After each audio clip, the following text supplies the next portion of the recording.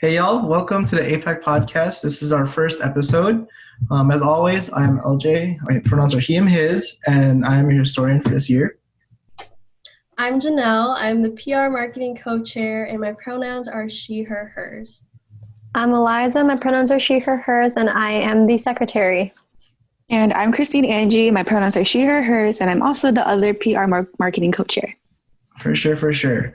So one thing when I started getting to know like my fellow co-hosts is that we're actually pretty diverse. Like we have lots of life experiences and we live from different backgrounds.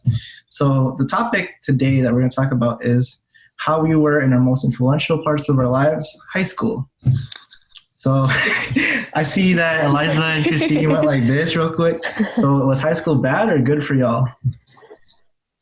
Eliza, you can start. Oh, sure. Yeah. I mean, high school honestly wasn't bad for me. It's just cringy thinking back to it. Just like who I was. But it wasn't bad just because I had my group of friends, because I was in band and choir and theater. So I had a really close-knit group of friends within that. So it's really easy for me to fit in, honestly. And I enjoyed it. For sure. Christine? About the same thing. I had the same group of friends because I was also in orchestra, choir, a little bit of theater, but I don't know, it was just different because a lot of my friends weren't Asian American, so I didn't really have that connection with them. How about you, Janelle? I mean, I wasn't in as much extracurriculars as y'all, but I did have a close group of friends coming from middle school. They were kind of like my main people, and then I eventually made more friends.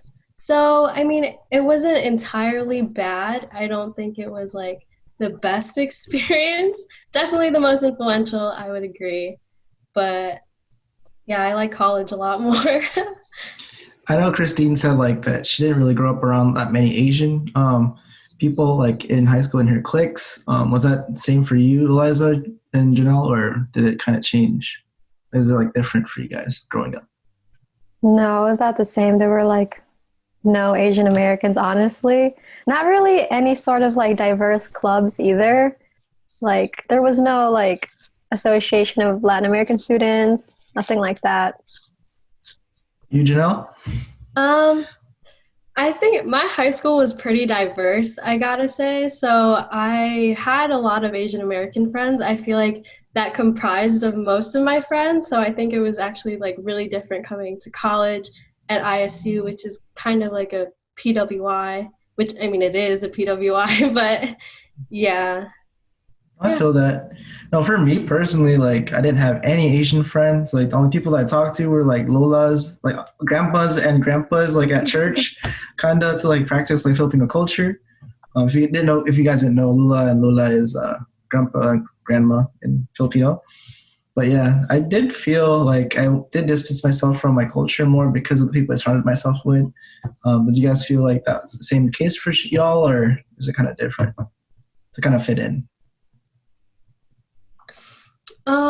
For me, I think it was, I feel like I have a different circumstance than y'all, but I think it was easy to fit in cultural wise, because my friends were mainly Asian American and my high school was pretty accepting and welcoming of different, cultures.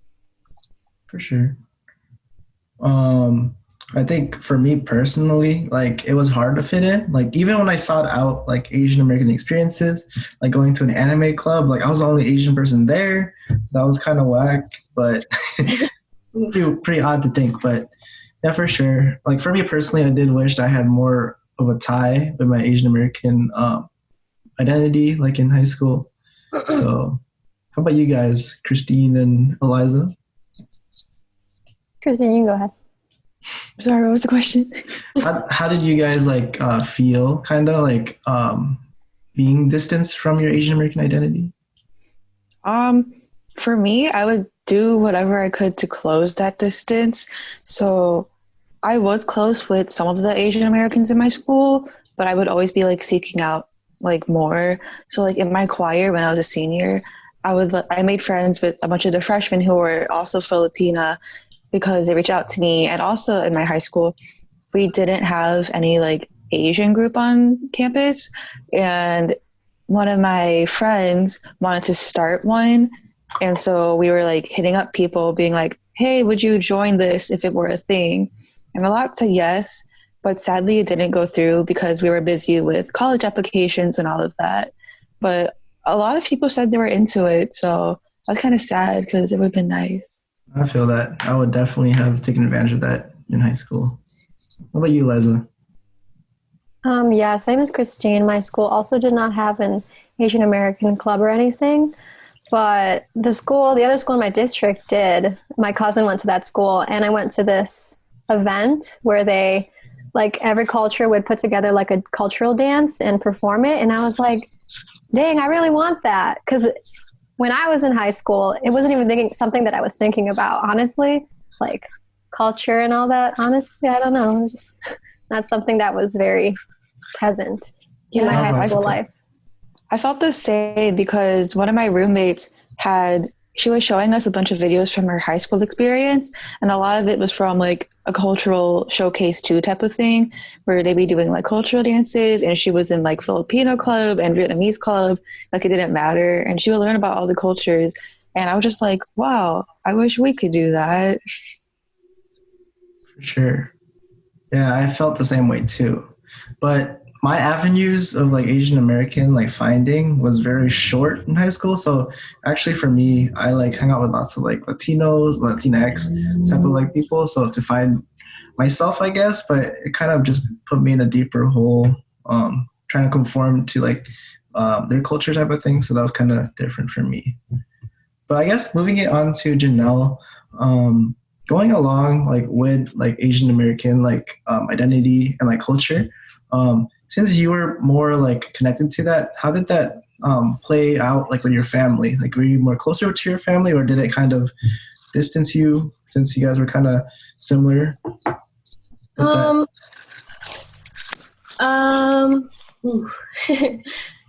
It had its own, for certain things we were closer, but also for certain things we were disagreeing on.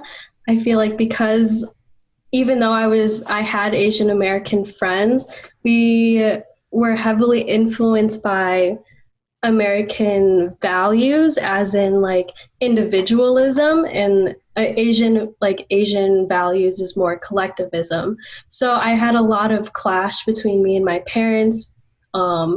Whenever like I would hang out with my friends, it was always their argument was always, well, you don't hang out with us enough. And yeah, they're like, why do you have to go hang out with your friends all the time? And paying too much money. Right, exactly. So, I mean, cultural and like spending, when I did have that designated time with my family, like we were very close. But if they didn't want me to hang out with my friends, then there was a lot of tension and arguments because of that value difference in a way. Yeah, I definitely feel that for sure. I guess it is kind of odd or like kind of different, like being like, I guess, first generation Asian Americans and like finding like our own footing, trying to mold to like society's cultures, but having a different culture at home. So I definitely feel what you felt. Did you guys have any experiences with that, Christine and Liza, or was it pretty? I sort of agree with Janelle. Like my parents were often just like, why do you have to go out? Why do you always hang out with your friends? Why don't you stay home? But since I'm the third child, I feel like they sort of assimilated to that culture and they got more lax after a while. So now my parents are totally individualism. I feel you. The first people, like the oldest, like they always forge a way for the youngest. I feel like I'm not the oldest. So like my brother would be getting away with so much stuff that I wouldn't have, but it is what it is. Life.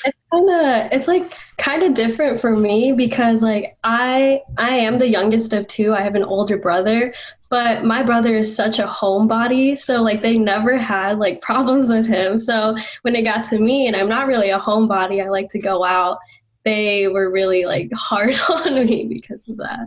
Yeah, your brother's just really agreeable, I guess. Yeah, for sure. Yeah, for real. Christine, aren't you Oh, sorry. Continue. Oh no, go ahead. I was gonna say, aren't you like a only child, or? I am. So it's a bit difficult for me because like I am the oldest, but I'm also the youngest. So I'm like paving the way for myself. It's true. So it's a bit difficult, but yeah.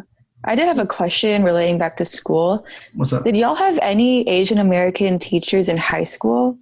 Because personally, I did not. And it was interesting. None whatsoever. I had one, and he was a PE teacher. And I really did I really love that man because I really connected with him. Like, he's one of my favorite teachers. And I do think he was one of the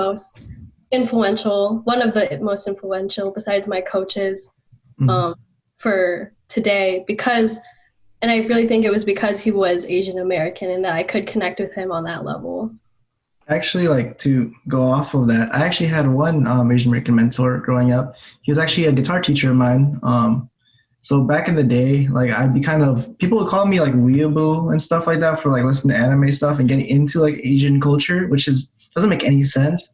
But up until that point, like Ian, like the guitar teacher, vibed on different types of animes and like songs that I really liked. So then I feel like him for me was kind of like an eye opener. So like I can do my own type of thing and I don't have to worry about what people think of me type of thing. So that was fun.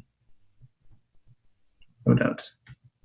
But for Liza, sure. did you have any Asian American teachers? No, I'm trying to think if I even had any teachers that were people of color. Like, there definitely were teachers, but like I never personally had one until I got to college. When I was a freshman, I think I had my first Asian, not even Asian American, an Asian professor. She was from Korea. Yeah. And I was like, yes. That was awesome. Representation. Yeah. Representation.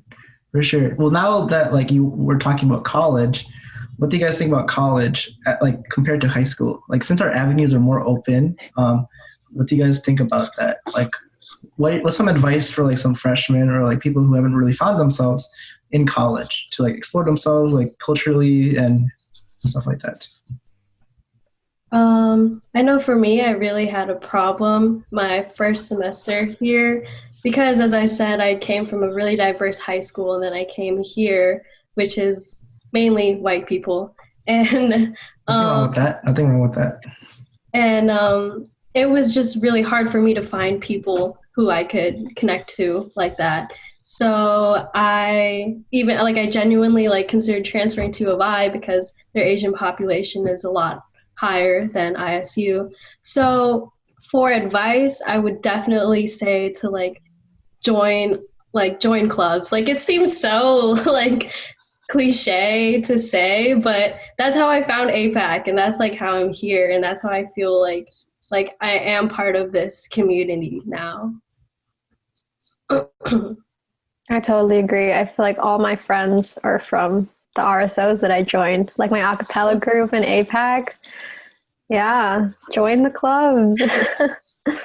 So aside from joining clubs, my experience was a little different. So I did meet a lot of my friends through APAC, but I also met my other friends from my dorm.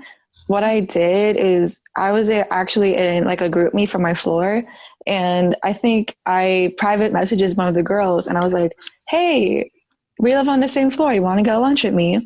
And then from that, I met her roommate, and then we met other friends through that, and we just all became a friend group, and it was really nice because it was hard making friends, especially the first few weeks or months. It's horrible. It's so hard. So, just put yourself out there, which is kind of hard. That definitely wasn't something I would do in high school. But I'm like, it's college. There's 20,000 people here. If it doesn't work out, I probably won't see them again. So it's fine.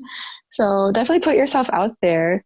And, if it doesn't go well, then you'll learn from that and then move on.